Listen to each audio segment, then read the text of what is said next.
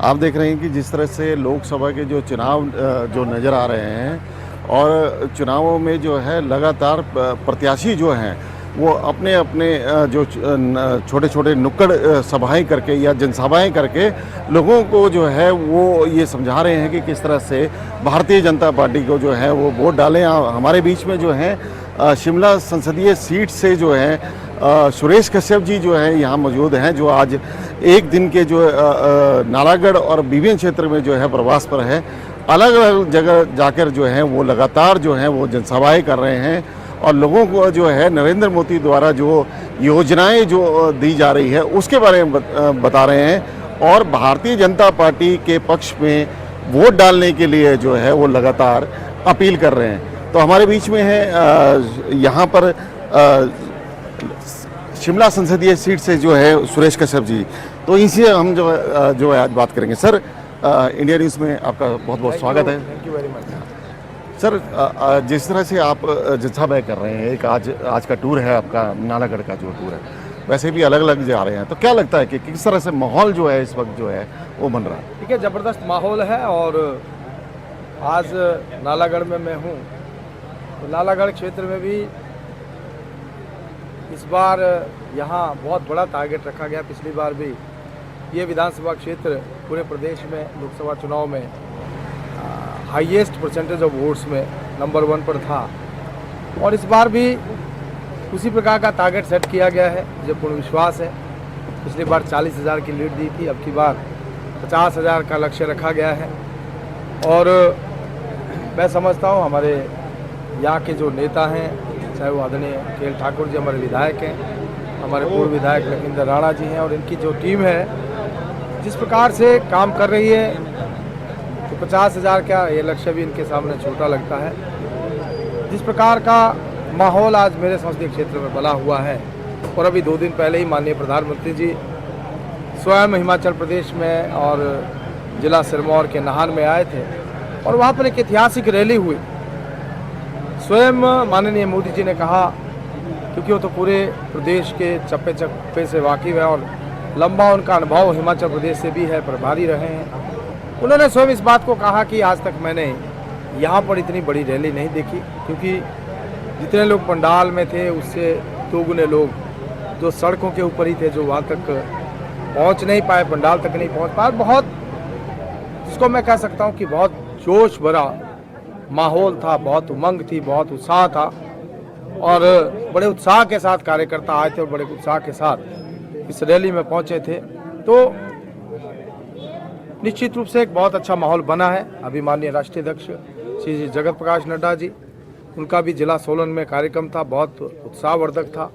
और अभी फिर माननीय राष्ट्रीय अध्यक्ष जी का कार्यक्रम शिमला जिला के रोडू का है जी। और मैं समझता हूँ कि आज पूरे मेरे संसदीय क्षेत्र में, अगर हम पूरे प्रदेश की भी बात करें, क्योंकि माननीय गृह मंत्री जी अभी हमीरपुर और कांगड़ा उनका आना हुआ था, ऐसे माननीय प्रधानमंत्री जी मंडी और शिमला में आए थे और माननीय राष्ट्रीय अध्यक्ष जी चारों संसदीय क्षेत्रों का दौरा कर चुके हैं।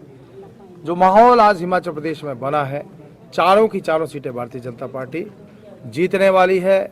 इस बार भी, पिछली बार भी जीती थी, उससे पहले भी जीती थी और लगातार चौथी बार जीत का चौका जो है हम शिमला में भी लगाने जा रहे हैं। सर, किस मतलब आप देखिए इस बार जो है फिर से जो है वो मैदान में उतरे हैं। पिछली बार भी आपको जो है भारी बहुमत जो है इस क्षेत्र से तो मिला ही था कि पूरे उसमें मिला था, लेकिन ये बताइए कि सर जो इस बार जो है जब आप लोगों के बीच में जा रहे हैं, तो ऐसी कौन सी सर जो है मुद्दा है, बड़ा जो मुद्दा आपको लगता है कि आप लोगों के बीच में जाकर ये बताएं कि हाँ हम लोगों ने ये काम किया है, तो जो है आप हमारे को वोट डालें? जी। पिछले 10 सालों में जिस प्रकार से मोदी जी ने इस देश में काम किया है और ऐतिहासिक जो काम हुए हैं, जो कि एक सपने से कम नहीं है।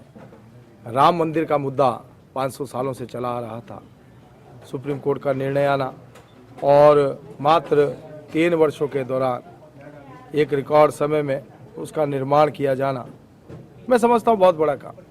लेकिन अगर हम अन्य बातों का जिक्र करें, ऐतिहासिक काम हुआ जब धारा 370-35A को समाप्त किया, जम्मू कश्मीर में जिस प्रकार से वहाँ के भाई बहनों को उनके अधिकार मिले। दूसरी बात, जम्मू कश्मीर में जो उग्रवाद था, जिस प्रकार से पत्थरबाजी होती थी, कहाँ एक समय था कि आतंकवादी हमारे फौजियों के सिर काट के ले जाते थे। आज हिम्मत नहीं है किसी की कि हमारे देश की ओर आँख उठाकर देख सके, क्योंकि मोदी जैसा व्यक्ति आज इस देश का मजबूत प्रधानमंत्री है। धारा 370-35 को समाप्त करना एक ऐतिहासिक काम है। 3 तलाक को समाप्त करना, सीए को लागू करना, और इसके साथ साथ जिस प्रकार से नारी शक्ति वंदन अधिनियम लाकर मातृशक्ति को 33% आरक्षण लोकसभा और विधानसभा में दिया गया, ऐतिहासिक का। लंबे समय से ये मांग चली आ रही थी और सारी पार्टियां विरोध कर रही थी, लेकिन भारतीय जनता पार्टी और आदरणीय मोदी जी, जिन्होंने इस बिल को लाया भी, पारित भी करवाया, आने वाले समय में 33% सांसद भी और विधायक भी महिलाएं बनने वाली हैं। मैं समझता हूं महिला जो 50% हमारे समाज का हिस्सा है, एक बहुत बड़ा काम। सर, विपक्ष आरोप लगा रहा है, पर्सनली आप पे जरूर एक आरोप जरूर लग रहा है कि आपदा में जो है वो मतलब केंद्र की तरफ से आपने जो है कुछ नहीं दिया। तो ये इस बात को क्या कहना चाहता हूं? जी जी, मेरी बात नहीं, सभी हमारे सांसद जो 1782 करोड़ रुपया वो कहाँ से आया, किसने दिया, कौन लेकर आया? 11,000 मकान कौन लेकर आया? हम लोगों ने, सभी लोगों ने, हमारे सांसदों ने, भारतीय जनता पार्टी के सांसदों ने भरपूर प्रदेश की मदद की है। और ये तो आपदा में अवसर ढूंढ रहे हैं, जो केंद्र ने पैसा दिया उसकी बंदरबांट कर रहे हैं, चुन चुन कर अपने लोगों को राहत दे रहे हैं। भारतीय जनता पार्टी का प्रत्येक कार्यकर्ता आपदा के समय में पूरे क्षेत्र का दौरा कर रहा था। मैंने अपने 17 विधानसभा क्षेत्रों में कोई भी ऐसा क्षेत्र नहीं था, चाहे नालागढ़ का क्षेत्र हो या दून का क्षेत्र जहां हम आज जिस क्षेत्र में हैं, या सोलन का एरिया हो, शिमला हो, सिरमौर जिला हो, तीनों जिला में ना केवल हम वहाँ पर गए, हर प्रकार से लोगों को मदद की, लोगों को खाने की वस्तुएं दी, लोगों को तरपाल मुहैया करवाई, और आर्थिक सहायता भी जितनी हम अपने खुद से दे सकते थे, अपने माध्यम से हमने आर्थिक सहायता भी दी। लेकिन ये लोग तो हेलीकॉप्टर में सेल्फियां ले रहे थे। तो केवल और केवल आज कांग्रेस पार्टी के पास चुनाव में कोई मुद्दा ले जाने के लिए नहीं है, इनके पास कहने के लिए इसके अलावा है ही क्या, बताइए? कुछ भी नहीं है, क्योंकि 15 महीने का समय, अब तो 17 महीने हो गए, 17 महीने में एक भी कोई योजना ये सरकार नहीं लेकर आई। सरकार जब बनती है तो पहले 2-3 साल तो सरकार के पास ऐसे होते हैं कि काम करने का समय होता है और सरकार काम भी करती है। लेकिन इस सरकार ने तो एक ही काम किया, जो संस्थान हमारी सरकार ने खोले थे उनको बंद कर दिया, कॉलेज बंद कर दिए, तहसीलें बंद कर दी, एसडीएम के कार्यालय बंद कर दिए, पटवार circle, school, PSC, CSC, division, sub division. कौन सा ऐसा विधानसभा क्षेत्र है जहां इन्होंने संस्थान बंद नहीं किए? तो सर, और मुख्यमंत्री तो जी। यहाँ तक कहते हैं कि ऐसा दम तो किसी किसी में होता है जो बंद करे, खोलते तो सब। लेकिन आप देखिए कितना शर्मनाक है, संस्थान खोलना, उनको चलाना, लोगों को सहायता देना, लोगों को सुविधा मुहैया करवाना सरकार का ये काम होता है। ये तो उल्टे सुविधा छीनने का काम। तो सर, जो केंद्र ने 1,000 करोड़ रुपए दिया, क्या आपको लगता है कि 782 करोड़ जो रुपए दिया, तो क्या आपको लगता है कि ये उसको लगा नहीं पाए? मतलब आप क्या आरोप लगाना चाहते हैं? नहीं, मैं ये कहना चाहता हूँ कि उसकी बंदरबांट इन्होंने की, शहतों को इन्होंने पैसा बांटा। जिन लोगों को मदद मिलनी चाहिए थी वास्तविक रूप में, जो हकदार थे, जिनके घर चले गए, डंगे घर के निकल गए, दीवारें चली गई, गरीब लोग जिनको सहायता मिलनी चाहिए थी उनको सहायता नहीं। लेकिन इन्होंने चुन चुन कर अपने पार्टी वर्कर्स को, अपने परिवारजनों को, अपने किसी ने अपने ससुर के नाम से, किसी ने अपने भतीजे के नाम से, ऐसा करके उस पैसे का बंदरबांट करने का काम किया और उस पैसे को जो है अपने कार्यकर्ताओं के ऊपर लुटाने का काम किया। मैं ये बात कह रहा हूँ। और भारतीय जनता पार्टी का प्रत्येक कार्यकर्ता पूरी शिद्दत के साथ लोगों को सहायता करवाने में लगा रहा। ये लोग तो कोरोना के समय में भी, जब हम लोग सेवा काम में लगे हुए थे, लोगों को सहायता मुहैया करा रहे थे, खाना, राशन और मास्क, सैनिटाइज़र ये सब वितरित कर रहे थे। ये लोग तो उस समय भी ड्राइंग रूम से प्रेस नोट देते थे और इन्होंने तो 13 लाख का बिल बनाकर जो है अपने केंद्रीय नेतृत्व को भेजा था, जबकि हमारे कार्यकर्ताओं ने 10 करोड़ की राशि जो है उस समय भी पीएम रिलीफ फंड में हिमाचल प्रदेश से भारतीय जनता पार्टी ने एकत्र करके पीएम रिलीफ फंड के लिए हमने दी थी। तो ये तो ऐसे लोग हैं जिन्होंने कोरोना के समय में भी अवसर ढूंढा आपदा में, और अब जब ये आपदा आई, प्राकृतिक आपदा जब आई हिमाचल प्रदेश में भारी बारिश के कारण, उस समय भी इस आपदा में भी अवसर ढूंढने का। सर ये अभी देखा है कि जैसे विपक्ष लगातार जो है अग्निवीर वाली योजना पर जो है वो टारगेट कर रहा है, लेकिन आपने सुना होगा कि अभी फिलहाल ब्रिटिश सरकार ने भी जो है इसका समर्थन किया है, और एक ऐसी योजना जो है अग्निवीर के जैसी योजना जो है वो ब्रिटिश सरकार खुद लागू करना चाहती है।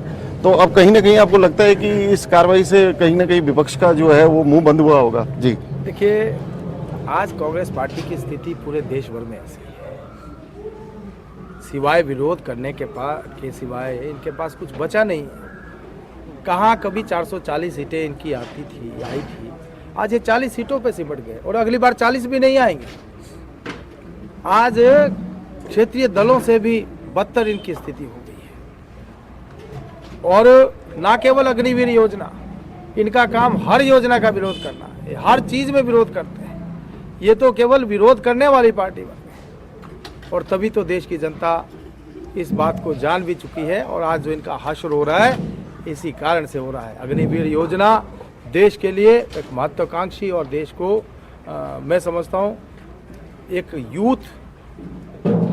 एक यंग फौज देने के लिए लाई गई योजना है, और जिससे देश को जहाँ युवा नौजवान मिलेंगे, एक नई फौज मिलेगी। मैं तो स्वयं एक फौजी हूँ, एक्स एयरफोर्स हूँ, और मैं नहीं समझता कि बच्चों को इसके अलावा इस प्रकार का कोई सुंदर अवसर मिल सके, जो कि अग्निवीर के साथ साथ आने वाले समय में और अच्छे, और ज़्यादा जो बच्चा ठीक होगा, और ज़्यादा अपॉर्चुनिटीज़ उसके पास आने वाले समय में होगी।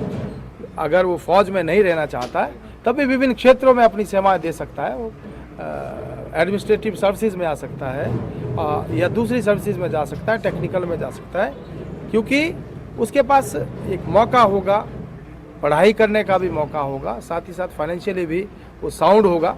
तो अगर वो बिजनेस करना चाहे या कोई भी कारोबार करना चाहे, स्वेच्छा से कुछ भी कर सकता है। साथ ही साथ एक डिसिप्लिन्ड व्यक्ति बनकर, एक अनुशासित व्यक्ति बनकर जो है अग्निवीर जब आएगा तो समाज के लिए भी अच्छा साबित हो। सर, लोगों से क्या अपील करना चाहेंगे आप? लोगों से तो मेरा यही निवेदन है कि 1 तारीख को मतदान है। पहली बात तो बढ़ चढ़कर मतदान में हिस्सा लें, घर से निकलें, वोट डालें, और दूसरा कमल के फूल वाला बटन दबाएं, मुझे अपना आशीर्वाद दें, और नरेंद्र मोदी जी को तीसरी बार देश का प्रधानमंत्री बनाएं, ताकि इस देश को हम और आगे ले जा सकें, और उन्नत बना सकें, और सशक्त बना सकें, और फिर से हमारा देश विश्व गुरु कहलाए, फिर से हमारा देश सोने की चिड़िया बने, और 2047 में विकसित राष्ट्र हमारा देश बन सके। इतना निवेदन मुझे अपने संसदीय क्षेत्र की और अपने प्रदेश और देश की जनता से। चलिए, बहुत बहुत धन्यवाद सर। ये थे हमारे साथ शिमला संसदीय क्षेत्र से जो हैं वो सुरेश कश्यप जी।